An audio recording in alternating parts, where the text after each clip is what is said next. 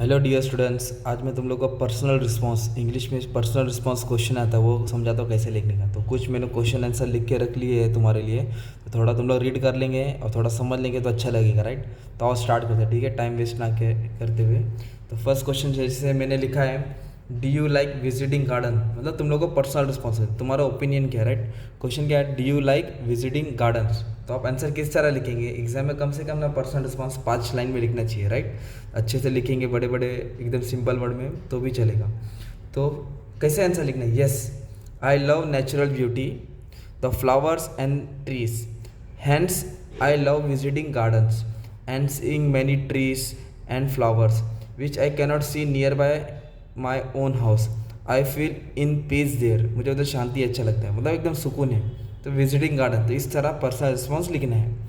तो next question, how do you show your mother that you love हर। तो ये वाला क्वेश्चन तो बहुत अच्छा है, एग्जाम में आने का चांस भी रहता है, ठीक है। How do you show your mother that you love हर, मतलब अपने माँ को तुम इतना प्यार करते हैं, किस तरह तुम उसको बताएंगे।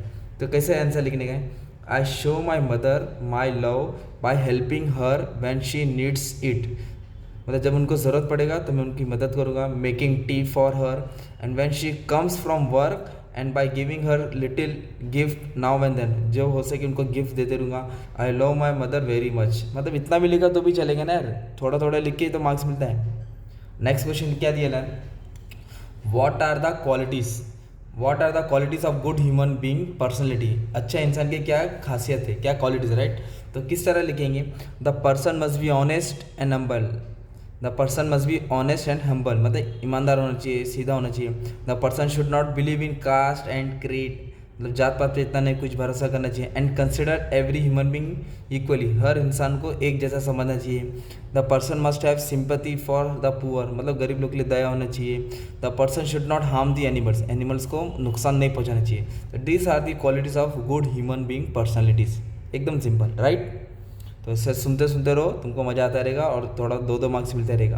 अभी नेक्स्ट क्वेश्चन क्या दिया है, a doctor should have pleasing personality, pleasing मतलब एकदम अच्छा, simple. Do you agree, explain, क्या आप इससे राजी हो, explain. Yes I agree that a doctor should have a pleasing personality, कैसी पर्सनैलिटी होनी चाहिए, pleasing personality. This makes the patient feels more cheerful and confident, जो भी पेशेंट है उसको भी अच्छा लगेगा, खुशी महसूस होगी। और doctor should also be able to give the correct medicine and cure his patient, जितना हो सके सही मेडिसिन प्रोवाइड करना चाहिए और अपने पेशेंट को जल्द से जल्द ठीक कर देना चाहिए। हाँ, इतना भी लिख दिया तो भी चलेगा, राइट। नेक्स्ट क्वेश्चन क्या दिया है, what will you do to improve your English, what will you do to improve your English. तो आंसर कैसे लिखेंगे ना, to improve my English I will read a lot of books of various types, to improve my English I will read a lot of books of various types and I will listen to TV news in English and watch movies in English. I will participate in debates and discussions and also try to speak in English whenever possible, जितना हो सकता है उतना English में बात करूँगा। तो देखो कैसा क्वेश्चन है, मैं कैसे आंसर लिखा, तो इतना लिख के रखो तुम लोग के लिए, राइट, ताकि तुमको थोड़ा बहुत तो समझ में आए कैसे लिखने का। और पर्सनल रिस्पॉन्स कभी छोड़ने का नहीं, पूरा मार्क्स मिलता है, ठीक है इस पर। अभी नेक्स्ट क्वेश्चन देखो क्या दिया है, mention one thing you can do to show your love for your country, सिर्फ वन थिंग नहीं बोले, मतलब एक ही चीज़ लिखने का। तो पैसेज ये रहेगा, या तो उधर से लिखो या तो खुद से लिखो। To show my love for my country I can take a वो मतलब शपथ, आई कैन टेक ए वो नॉट टू सपोर्ट और टू प्रैक्टिस करप्शन, भ्रष्टाचारी को सपोर्ट नहीं करेंगे, राइट। तो ऐसा लिखने का है। Do you think the cell phone has made us global, how, cell phone मतलब मोबाइल, मोबाइल हमको बहुत दूर तक लेके गया और कैसे। Yes answer, yes the cell phone has made us global because the new smartphone are gives us internet access, social networking, video streaming, contact with people from other countries has become easier and cheaper, everything is now globalise, YouTube भी आ गया, YouTube से सब connect हो जाते हैं, right, जैसे तुम लोग मेरे साथ कनेक्ट हुए। तो ये सेल फोन का एडवांटेजेस लिखने का था। अभी नेक्स्ट क्या बोला मालूम है क्या, what efforts will you take to score good marks in your exam, अभी तुम्हारे पर है, राइट, एकदम अच्छे से। To score good marks in any exam I will work hard, obviously मेहनत तो करना ही पड़ेगा।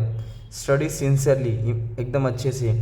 ईट न्यूट्रिशियस फूड, खाना टाइम पे खाने का है ना, तो खाना नहीं खाएगा कमजोरी आएगा। एंड स्लीप वेल, फिर से पढ़ दो, to score good marks in any exam I will work hard, study sincerely, eat nutritious food and sleep well.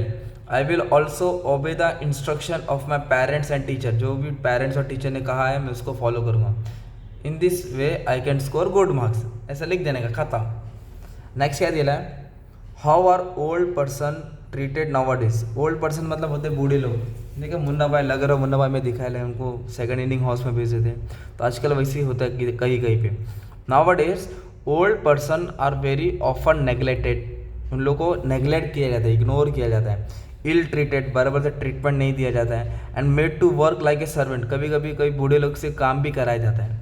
Sometimes they are even sent to old age homes, उनको second inning house में भेजे थे, मतलब वृद्धाश्रम.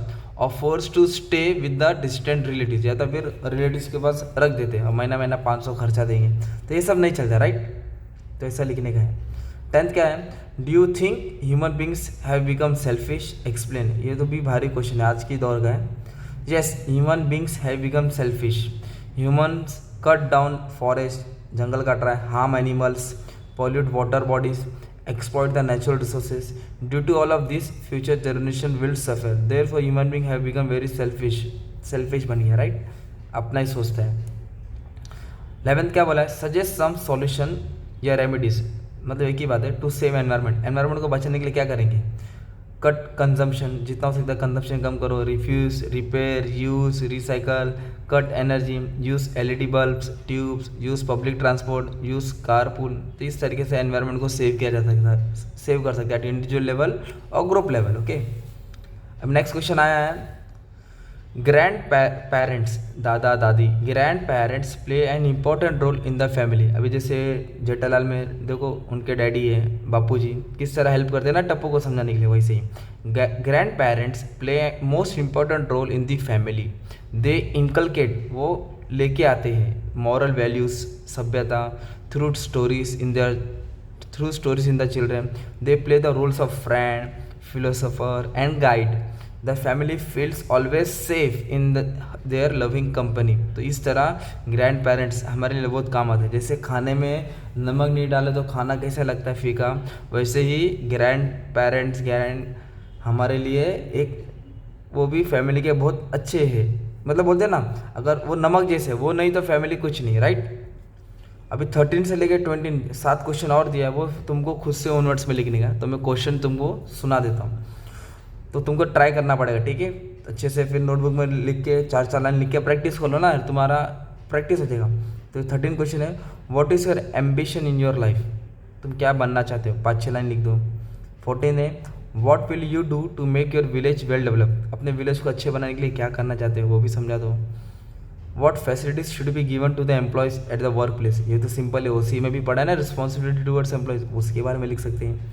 16, according to you what kind of help should be provided to the poor people. गरीब लोगों को किस तरह मदद देना चाहिए, ये भी चाहिए. How can we save the environment from degradation. Degradation मतलब खराब होना, कुछ भी चीज़ खराब हो रहा है एनवायरनमेंट में, सॉइल, एयर, वाटर, उसको किस तरह बचाएंगे. What emotion do you feel for your parents. अपने पेरेंट्स के लिए क्या इमोशन है, क्या फीलिंग है, वो भी लिखो. Explain. Teacher the best motivator. जैसे मैं भी एक टीचर हूँ, तो मैं तुमको थोड़ा बहुत मोटिवेट कर रहा हूँ, या तुम्हारी कोई ट्यूशन टीचर है या स्कूल टीचर है, वो टीचर को जहन में रख के टीचर के बारे में लिखना है, किस तरह तुमको टीचर हेल्प करती है. और 20, who is your role model. तुम्हारा हीरो कौन है, तुम किसको देख के इंस्पायर हो रहे हो. तो एक ऐसे अच्छे व्यक्ति को एकदम रखने का है, हीरो हीरोइन को नहीं रखने का. जो आसपास है मोहल्ले में अच्छा काम करते हैं, उसके जैसा बनना चाहते हैं, उसके बारे में सोचो और उसके रिलेटेड लिखो, ताकि उसका नाम मत लिखो पर उसके रिलेटेड लिखो, ताकि तुमको भी अच्छा लगेगा, ठीक है. तो इस तरह पर्सनल रिस्पॉन्स एग्जाम में अटैम्प्ट करने का, ठीक है. तो एग्जाम में 3 क्वेश्चन आएंगे, ये मतलब 1 का 2 मार्क, 3 का 6 मार्क. तो सुनने से तुमको थोड़ा बहुत तो मार्क्स मिल गया, थोड़ा बहुत तो आइडिया आ गया, राइट. तो ये था अपना personal response. Thank you very much. अभी मैं नेक्स्ट लेक्चर में समरी राइटिंग, माइंड मैपिंग, ये सब अपलोड करने की कोशिश करूँगा, ठीक है. Thank you very much.